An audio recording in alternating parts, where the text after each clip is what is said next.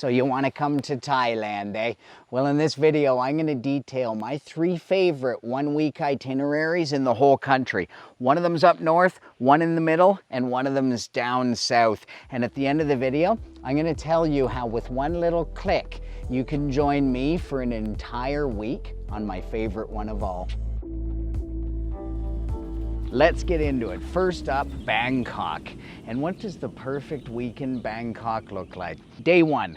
You arrive, you come into Suvarnabhumi, you feel that wall of heat, you head up to a rooftop bar, take in the sheer size and vastness of the great city. Do this on night number 1. Look out over the city because you're gonna conquer that city over the next 7 days with everything that I'm about to tell you. When you get up to this height, you start to see just how big this city is on both sides of the Chao Phraya River. Then after the sun sets, go back down to street level. We're gonna take you to Soi 11. It might be a little bit touristy, but it's the epitome of what Bangkok should offer you on your first night. Some wild little street side bars, some good street food, motorbike zipping up and down the street. Get right into the action on night number 1. Go back to the hotel, rest up, because day 2, we're gonna hop on one of these canal taxis. These things are an awesome way to get around Bangkok. They run up and down the canals. They totally beat all the traffic, and the traffic is back, believe me. Oh, this is my stop. So these things are an amazing way to get around. Be careful hopping on and hopping off. Experience that madness, and then head down to the Jim Thompson Museum for a quick little history lesson. Then we're gonna go to my favorite lunch spot in all of Thailand, the Ruam Sab Market, and you're gonna eat the famous pad krapao that you've seen me eat since I started this channel. It's my favorite lunch spot in all of Thailand, and yes, it's pad krapao lady. Sawadee Kap. Yes, this is the lady who cooked the pad krapao that I put into space. And no retired working for you itinerary in Bangkok would be complete without visiting Pad Krapao lady and tasting up her goodness. Just order a space krapao. This market's the perfect place to have your first Thai lunch because you're not just gonna eat the Pad Krapao. We're gonna set up a buffet, a smorgasbord of tons of different Thai food for all of you who are gonna be there. I'm gonna show you how to buy this much food for under $10 right here in Bangkok. And you can find out what you like, find out what you don't like, and it's gonna set you right up for the rest of the week. And I guarantee you, you're gonna find something you've never tried before that you're gonna be asking for the rest of the week. Ooh, where can I get that? Or ooh, where can I get this? So Ruam Sab Market for lunch, gonna be awesome. After that, you walk down to Terminal 21 if you want to go do some shopping. They call it Terminal 21 because each level in this place is named after a different country or city. Or for those that might have stayed out a little late on Soi 11 the night before, maybe you go back to the hotel, lounge around by the pool, either take a nap or go the old hair of the dog routine and have a couple of beverages to loosen up for the evening. Because at night on day number 2, you're gonna jump in a tuk-tuk. Ah yeah, tuk-tuks, the epitome of Bangkok. Now the convoy of tuk-tuks is just for those of you who are gonna book with the one-click method, which I'm gonna tell you at the end of the video. If you're on your own, you're just gonna be on your own in a tuk-tuk, but convoy of tuk-tuks, trust me, there's nothing like it. And you're gonna be with a group and we're gonna explore Sukhumvit. A lot of places to eat, places to drink. You're gonna just zip around this fleet of tuk-tuks. It's gonna be a wild night. You get up on day 3. Now that you know what the food's like, it's time to learn how to cook it. And we're not just doing any cooking school, you're gonna go to Cooking with Poo. You know, it achieves 3 things. First, you go to the Klong Toi market in the morning, and that's an experience of itself that belongs on the itinerary. There's fresh fruit, fresh vegetables, and extremely fresh chicken. This is the old papaya. Today we have in papaya. That's Pooh there. She takes you through, she explains everything that you see. Then you go back to Pooh's house, which is a challenge neighborhood. Some people call it a slum. I don't like to call it that, but it's very interesting to get into this part of Bangkok. Not many tourists go there. It's really cool to get back inside because this place has retained a super awesome vibe, community, family feel, even though there's a lot of challenges faced back here. Here we are, entering Cooking with Pooh to prepare the ingredients into something delicious. If you love spicy, when you put chili, You're gonna cook 3 Thai dishes. Of course, you're gonna get to eat them all. It is awesome. It's a great experience and the only cooking school that I'd recommend. Then at night, we're gonna go to one of Bangkok's funkiest restaurants.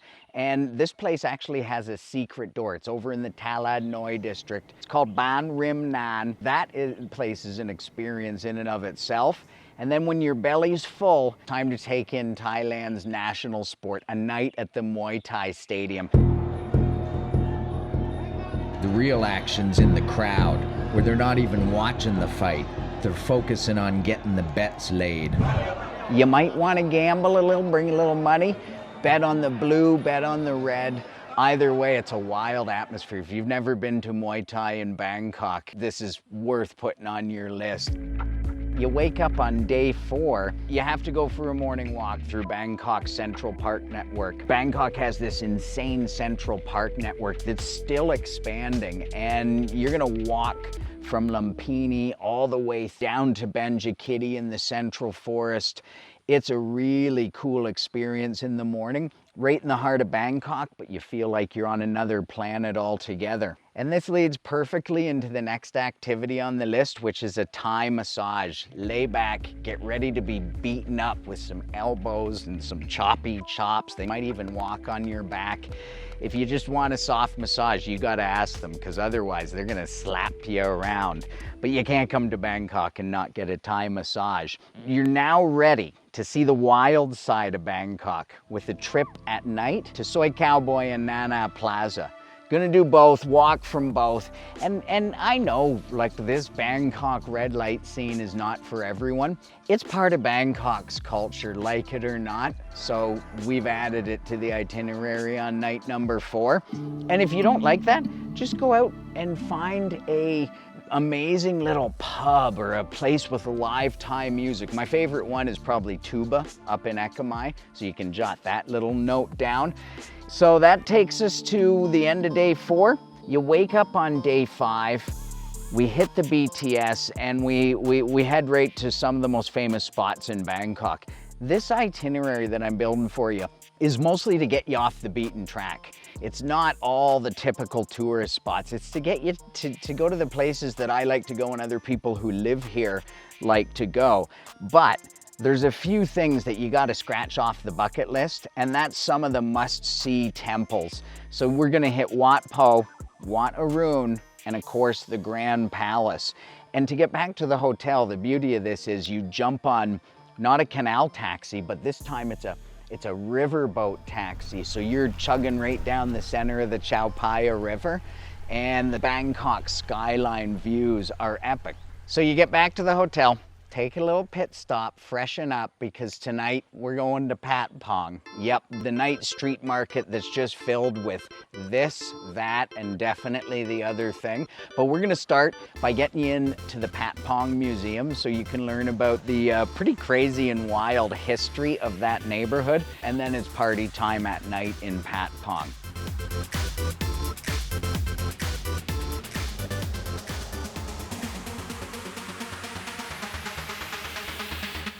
Day 6 is Chinatown. And this whole week, if you book using the thing I'm gonna tell you about at the end of the video, everything's taken care of, and you're just guided around. You're half hung over or half drunk half the time, or you don't know where you're going, but you don't have a thing to worry about. And the guide's not just gonna take you to Chinatown wherever everyone else goes. You're gonna snake around some back alleys, get into the really tasty stuff, and your taste buds are gonna be thanking you by the end of it. And then at night, we're going to my favorite night market in the whole country. It's called Railay Night Market. The reason I love this place is because it's so funky. You got the young, hip, urban Thais hanging out with a bunch of old cars. They got old airplanes hanging from the roofs in here. The craziest vintage shops that you'd ever want to see. They have like these shipping containers, all with double deckers, so patios on the top, food everywhere. This place is only open on, I think, Thursday, Friday, Saturday, and Sunday. And it is a night market, so you don't want to arrive much before 6 or 7 p.m. So that's night 6. Day 7, get up bright and early and do what most people don't. Watch Bangkok wake up in the morning. You're gonna go out and see a side of Bangkok that is a treat to see, and so often people neglect to do it. You'll see the monks taking their alms in the morning, and all of the street vendors just coming to life. It's really Bangkok at its most picturesque, so bring your cameras for that one. And then in the afternoon, you're going to explore the unseen Bangkok. And the best way to do that is on a bicycle. So we got a guided bike tour with Watt, one of Adam's best buddies. You're gonna go across the river and snake all around the parts of Bangkok that tourists always just avoid. And you're gonna see how the locals live. You're gonna eat how the locals eat. And that tour ends in a local's house. สวัสดีครับ Swatte Cap. Oh, look at this. ป้าอิทสวัสดีครับ Wow. Wow, you get us into some good spots, man. So this is people just welcoming us into their house? Their house they live upstairs. This is the living room of them. Oh yeah, ending the day with a home-cooked tom yum guy. What? This has been amazing. Thank you so much. An incredible day. You're welcome. I hope you guys come and And then for your last night, it's one final epic dinner and an evening full of drinks right back where we started at a rooftop bar. But the best thing is, it kind of bookends the trip. Remember we started on day 1 at a rooftop bar when you were just looking out, wondering of what the city's like, what it has to offer? Well, on the last night, you're back at a rooftop bar, but you're looking out over the city saying, oh yeah, I conquered that mofo. And you'll have all these memories of the week rushing back in your head. And then unfortunately, you wake up on day 8, the itinerary's over. And that's it. That's Bangkok. That's if you spend a week doing that in Bangkok, you're gonna know the city better than you thought. You're gonna know Thai food better than you thought, and you're gonna have had the week of your life. Now, before we get to my personal favorite itinerary, which is number 3 on the list, let's go to the magical city of Chiang Mai. I love Chiang Mai. It's my favorite city in Thailand, and I like to make sure that I spend at least a couple of months up there every year. And there's so much to do in Chiang Mai, and so much more than just Old Town. We got some spots in Old Town for you, but we're gonna get you all around the city and outside the city to experience the full magic of this place. Starts with day 1, which is always simple and easy. You fly in, you check into the hotel, and then you go out for a nice local Thai dinner, get a good night's sleep, wake up on day 2, and day 2 is set to illustrate how Chiang Mai is like the perfect blend of old and new. There's a lot of great history here as well, and the best way to experience the history is what we're gonna start day 2 with, which is a Samlor ride. Samlor is one of those old 3-wheel rickshaws. We have a group of old Samlor drivers, which are a dying breed. So while you're riding around on this amazing tour, remember that you're actually helping keep this tradition alive. And you're gonna zip around, see some temples, see a lot of Old Town, learn a lot about the history along the way. And then after that, we're gonna go to my favorite Khao Soi shop in all of Thailand. Khao Soi is the most famous Chiang Mai food, and it was just recently named number 1 on the world's list of the top 100 soups. And you gotta go to this little hole-in-the-wall Khao Soi restaurant with the old lady who's been cooking it for decades. She probably makes the best bowl of Khao Soi on the entire planet, you gotta eat it. Then you know you're in Chiang Mai. For dinner, we're gonna take you for a bit more of a local vibe. You gotta check out my favorite street food market in the whole country. It's right at the top of Suthep Road, right at the entrance of Chiang Mai University. And there you'll find a bunch of young, hip local Thais, which are really representative of Chiang Mai as a city. And this is the perfect place to try a $5 challenge. This is 150 Thai baht. This is the $5 challenge. Well, now's your chance. I encourage you and all the group that you're with to grab $5, walk up this amazing length of road and see what you can get. Maybe load it all on a table and see who got what for $5. Believe me, you're gonna be shocked at how delicious and how amazing this place is. Close off the day, we're gonna go from the past to the future. When I say that Chiang Mai's the future of Thailand, I mean places like this, the North Gate Jazz Co-op. It's a funky, trendy, stylistic jazz club right at the North Gate. And this is filled with Thais who are artistic and professional and setting up all these funky, cool businesses. And that's why it feels to me like the future of Thailand. It's the place where all the local expats who live in Chiang Mai go, and it's super fun. It spills out onto the street. We'll have an awesome night in the North Gate Jazz Co-op. On day 3, it's time to get out of the city and head into the foothills. And to start, you should go to an elephant sanctuary.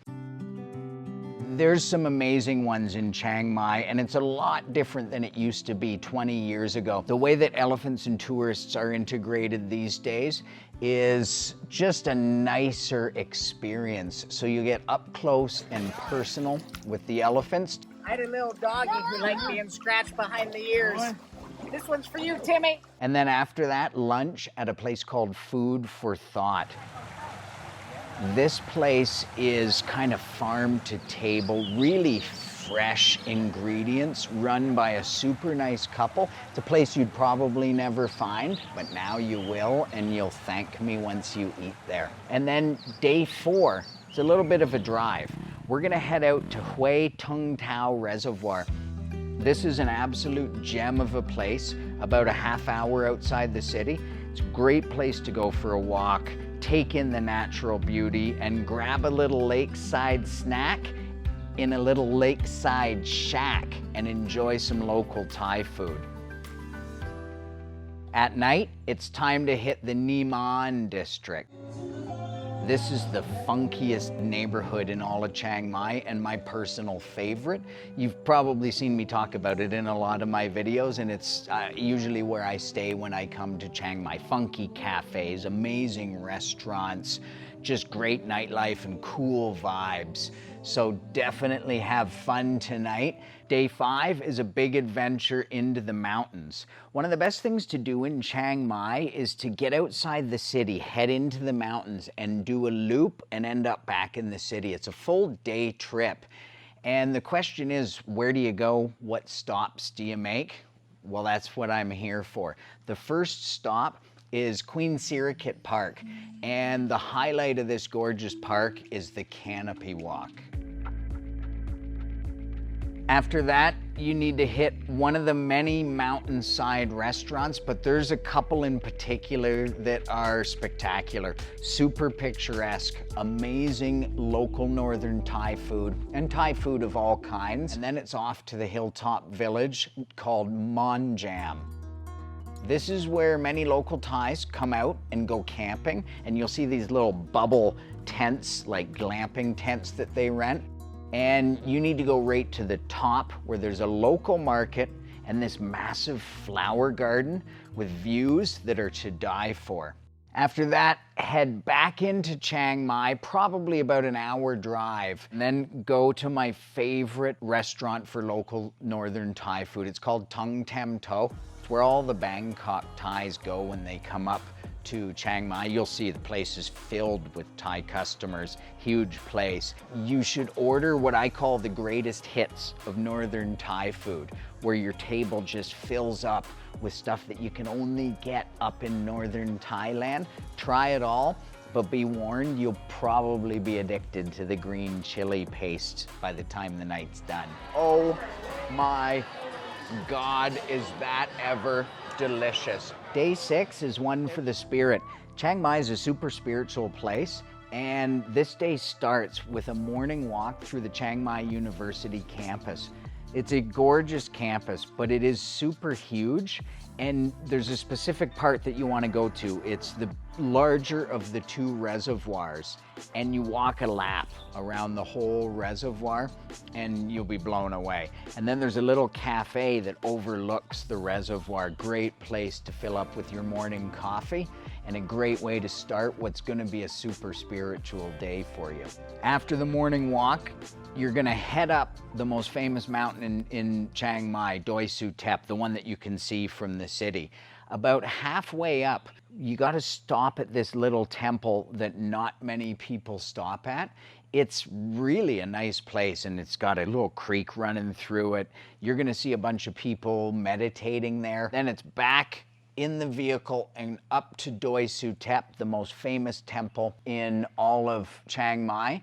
And you're gonna wanna bring your pictures to this one because this has a sweeping view looking back out over the entire city. And then in the afternoon, probably the most unique thing of the week, it's called Monk Chat.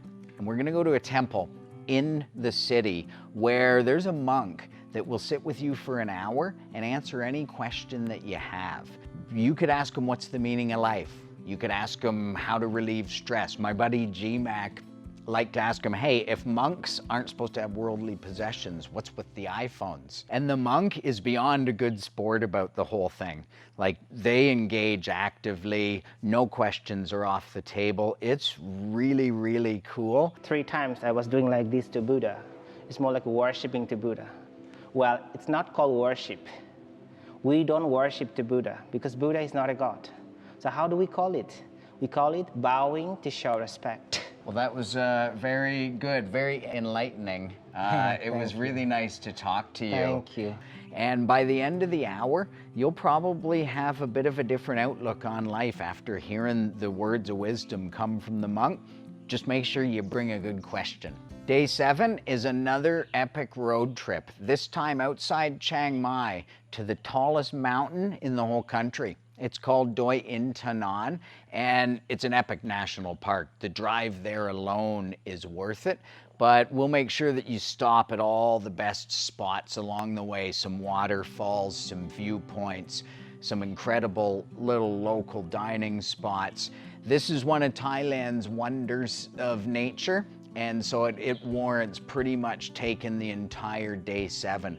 Then you get back into Chiang Mai for one final farewell party where you're probably by now with a group of people that you've just had an amazing week with, forged some lifelong friendships. You reminisce because the next day, unfortunately, you gotta leave. Now it's time for my favorite one-week itinerary in the whole damn country. This is the one that I'm gonna join you guys on for the entire week because I just absolutely love this. I've done this one myself at least once a year ever since I moved here. Day 1, you fly into Phuket. You spend the evening in Phuket Old Town. This is an amazing place to stroll around. It feels more like Havana, Cuba to me than Phuket, Thailand. I could picture this street being super cool with all these shops and cafes and, you know, lots of things to do. It's just missing one key ingredient, and that's all of you. And then rest up because day 2 is huge. So picture this. You wake up in the morning, you're at a hotel in Phuket, you pack your luggage, you leave it at the lobby. A van comes and picks you up and drives you to my favorite coffee shop in Phuket. And it's absolutely delicious coffee. This is a craftsman who takes things very seriously. Super reasonably priced, amazing coffee. This guy's a gem. He'll keep you entertained for about a half an hour while serving you up some amazing coffee. Jump back in the van and over to the Phuket Marina, where you're gonna be greeted by Sean at 5 Star Marine. You've seen me in his boats over the years, and it's because they're awesome. He's got a private boat waiting for your group. You jump in the boat and you head on out to the Andaman Sea, where you're gonna have a day to remember. This sleek new boat, they call it the business class of boating. I think this is beyond business class. I think we're into first class. You can do some snorkeling. You can have a little lunch on a deserted island. You'll get a glimpse at the majestic beauty of Pangong Bay. It's once in a lifetime type stuff. And here's where it gets interesting. Usually you go back to where you started in the Phuket Marina, but we got Sean, just for us and for you guys, to arrange to be dropped off over in my favorite beach in all of Thailand, Railay Beach. So he drops you off there and you're thinking, well, where's my luggage? Where's my clothes? Where the hell am I? Don't worry. Your luggage has been put in a van, and while you've been out on the boat enjoying your day, it's been transported over to Railay Beach. It's already in your hotel, so you walk in, your luggage is there, you freshen up, then you head out to Railay Beach. Keep in mind, this place is special. There is no cars, there's no fumes from cars, no noises from cars. It's a different world here in Railay, and you should definitely check it out. The first night, I'll give you the kind of once-over of the area so that you know where to go and explore. We'll have a little fun, have a few drinks, and then go back, get a good night's sleep. Day 3, you wake up in paradise, also known as Railay Beach West. You're gonna be staying in the exact same hotel that Haley and I stayed at for our honeymoon 20 years ago when I discovered Railay Beach, and I can't stop going back to this place. So if you've never been, your head's gonna be popping by now. Have a nice breakfast, and then you wander down to the only walking street in town. I'll introduce you to my buddy Noon, who's got the funkiest, wackiest, wildest coffee shop ever. In the afternoon, we're gonna walk through this jungle trail over to the neighboring Sai Beach. It's right around the corner from Railay Beach. Railay Beach is just up around that corner. This beach is framed in by gargantuan prehistoric limestone cliffs. And then we're gonna walk out behind Sai into a little hillside hippie village in the jungle that almost no tourists go and see. We're gonna walk a jungle trail up and over and back to Railay. That one's a bit strenuous, so if you're not up for that, then you can spend the afternoon just exploring Railay West by yourself. Believe me, it's an easy place to kill a few hours. You meet for sunset at Railay Beach West with a couple of ice-cold beverages for what'll hopefully be the best sunset you've ever seen in your whole life. Then I'll take you out for a night, introduce you to all my local Railay friends, and you'll have a night to remember. It's going to involve some good drinks, some live music, and some wacky people, that's for sure. Then suddenly it's day 4 and the magical mystery tour continues. Just when you're thinking to yourself, there can't be another place on earth that's as beautiful as Railay West, well, I'm gonna take you to one that is, where you'll be staying in one of these floating capsules. We're in here for just one night, but you're gonna feel like you've just taken a trip to Jurassic Park. The day's going to include a super long boat ride through Chaweng Lake, and this might be the pinnacle of the entire week-long trip. It's something that just will impact you emotionally. This is a place beyond words, and one that you just have to see with your own eyes to believe. Day 5, we make the journey from Khao Sok to one of my favorite places on earth and my home island, Koh Samui.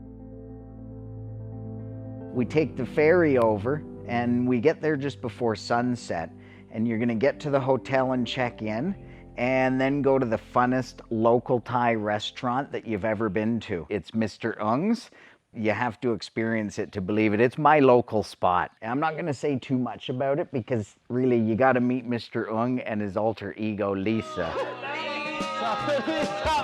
Lisa, come back now. And then on day 6, you get to sleep in a little. I mean, hell, you've earned it.